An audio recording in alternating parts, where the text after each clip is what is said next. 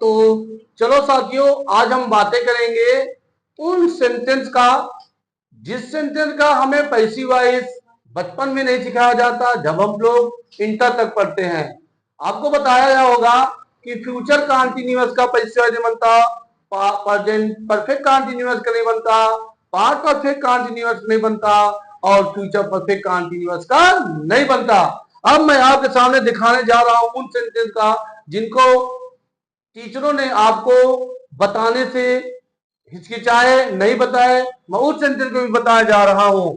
आप देखिएगा, आपको वीडियो बहुत आसान से समझ में आ जाएगा। हम बातें करेंगे प्रेजेंट परफेक्ट कंटीन्यूअस। देखिए साथियों, बहुत आसान है, बस आप देखते रहिएगा। बस अगर हम एक्टिव के बारे में बातें करें तो एक्टिव में क्या होता है कि सिंगुलर सब्जेक्ट के साथ सहायक क्या लगता है, हैज बीन। क्लियर है? और प्लूरल सब्जेक्ट के साथ क्या लगता है सहायक क्रिया, हैव बीन। ठीक है? और फिर क्या लगता है, वर्ब के फर्स्ट फॉर्म में आईएनजी। किसमें? एक्टिव में।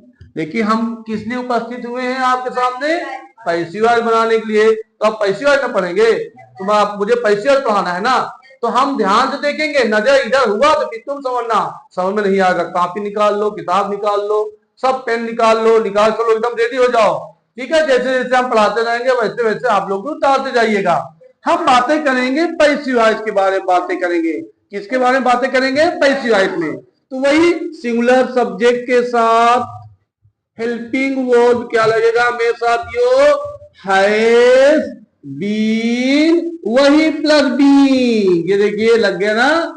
अब क्या करेंगे, प्लूरल सब्जेक्ट के साथ हेल्पिंग वर्ब हैव बीन और प्लस क्या लगा दिया साथियों, बीन, और वर्ब की थर्ड फॉर्म।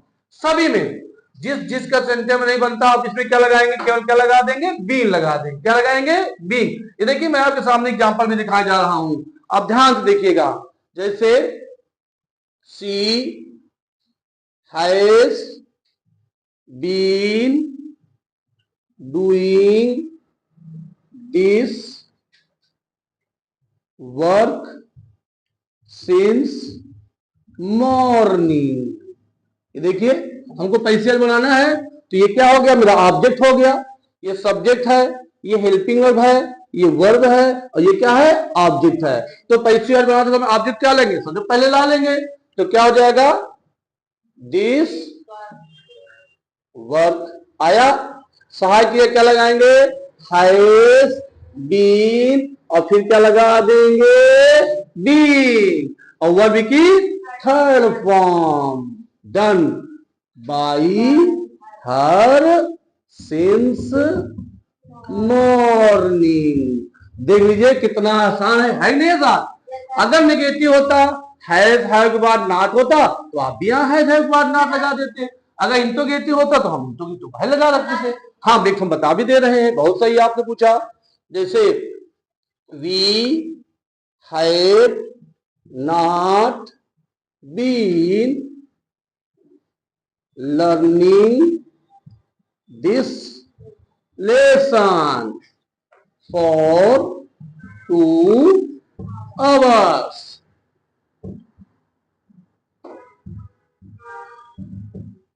ठीक है? तो हम पैसिव वॉइस में क्या करेंगे, दिस लेसन को उठा लेंगे, ये ऑब्जेक्ट हो गया। तो क्या हो जाएगा हमारा, दिस लेसन।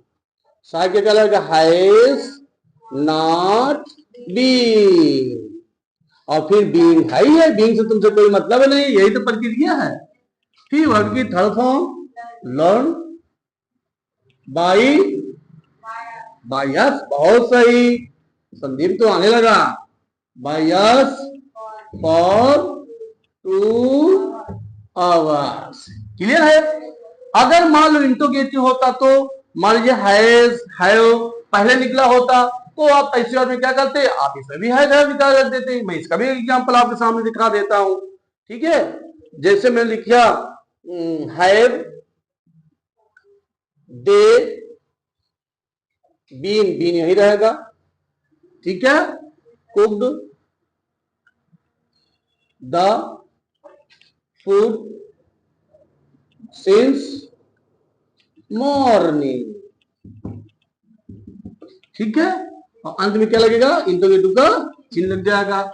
तो हम क्या करेंगे, द फूड निकाल के लाएंगे, क्योंकि हैज हैव इसमें बाहर निकला है, इसमें भी निकाल के रख देंगे।